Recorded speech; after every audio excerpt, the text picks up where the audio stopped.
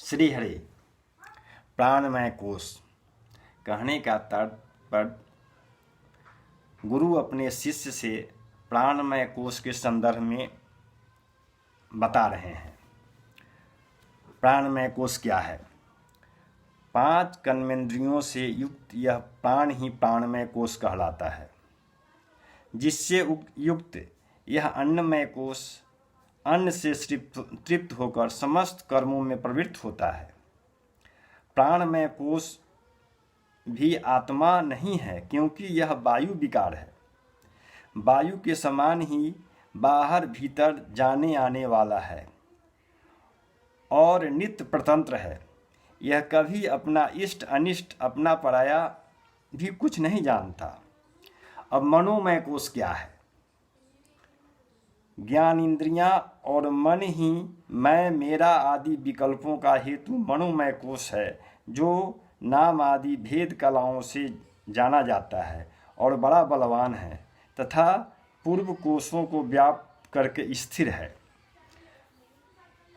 पंचेंद्रियें 5 होता हुआ द्वारा विषय रूपी घृत की आहुतियों से बढ़ाया हुआ तथा नाना प्रकार की वासना रूप ईंधन से प्रज्वलित हुआ यह मनोमय अग्नि, कहने का अर्थ यज्ञ, संपूर्ण दृश्य प्रपंचों को दग्ध कर देता है। अर्थात जिस समय इंद्रिय वासना रूपी ईंधन को जलाकर प्रकट किए मनोमय अग्नि में विषय को हवन कर देती है, उस समय यह संपूर्ण प्रपंच लीन हो जाता है।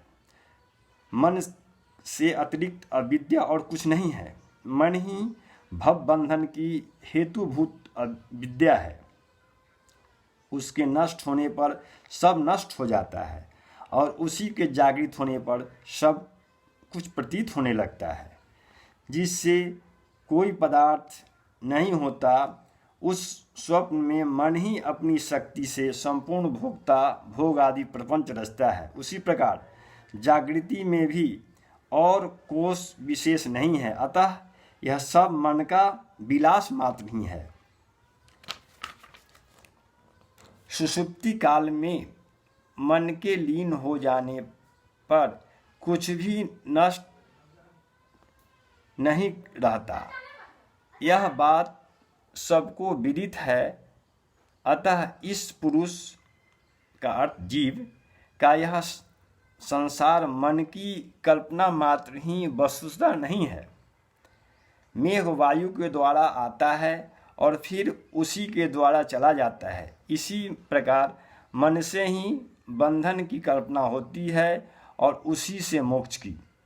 यह मन ही देह आदि सब विषयों में राग की कल्पना करके उसी के द्वारा रस्सी से पशु की भांति पुरुषों को बांधता है और फिर इस विषयों में विरसता उत्पन्न करके इसको बंधन से मुक्त कर देता है।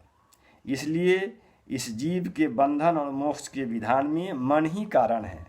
रजोगुण से लीन हुआ यह बंधन हेतु होता है तथा रज तम से रहित शुद्ध सात्विक होने पर मोक्ष का कारण होता है।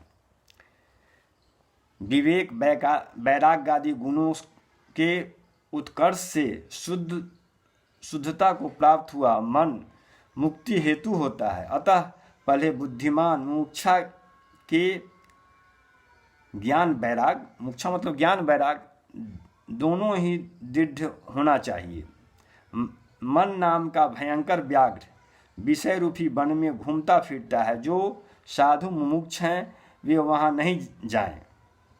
मन की संपूर्ण स्थूल सूक्ष्म विषयों को शरीर, वर्ण, आश्रम आदि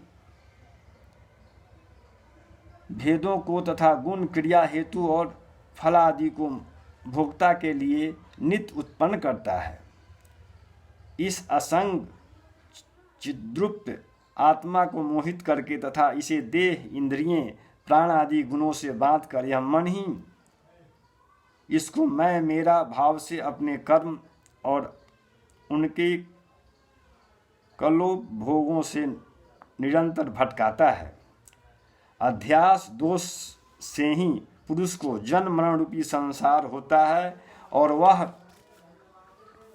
वह अध्यास का बंधन इसी का कल्पित किया हुआ तथा रजतम आदि दोषयुक्त विवेकी पुरुषों के लिए यह ही उन्मादी दुख का मूल कारण है।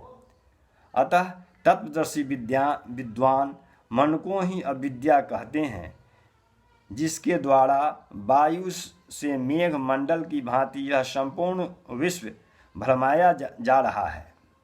उनका मन का मोक्ष को प्रयत्नपूर्वक शोधन करना चाहिए। उसके शुद्ध हो जाने पर मुक्ति करतल होता है।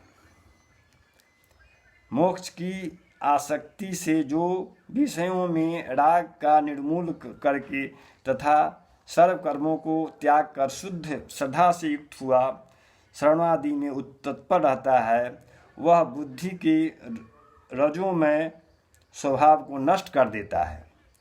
मनोमय कोश भी अध्यांतवान, परिणामी, दुखात्मक और विषय रूपी होने के कारण परात्मा नहीं हो सकता, क्योंकि दृष्टा कभी दृश्य रूप नहीं हो सकता।